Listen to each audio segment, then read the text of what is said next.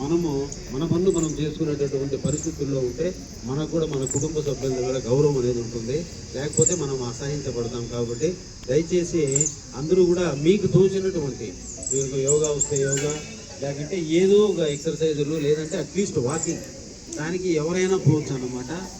పొద్దున్నే దానికి సంబంధించిన కొన్ని అదే డ్రెస్ వేసుకొని షూస్ వేసుకొని, ఖచ్చితంగా షూస్ వేసుకోవాలా.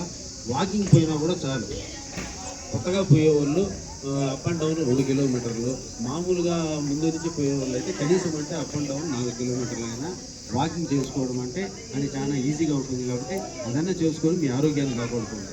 మామూలుగా మనకందరికీ తెలిసిందేమంటే, ఒక మనిషి జ్ఞానాన్ని సంపాదించేది కానీ డబ్బులు సంపాదించేది కానీ దాదాపు నాకు తెలిసి 50-60 ఏళ్ళు అయిన తర్వాతనే. ఎవరు సొసైటీలో కొంతమంది వాళ్ళ పెద్దోళ్ళు సంపాదించిన డబ్బులు పెట్టుకుండేవాళ్ళు తప్పితే, సహజంగా అందరూ డబ్బులు సంపాదించేది, జ్ఞానాన్ని సంపాదించేది ఆ వయసులో.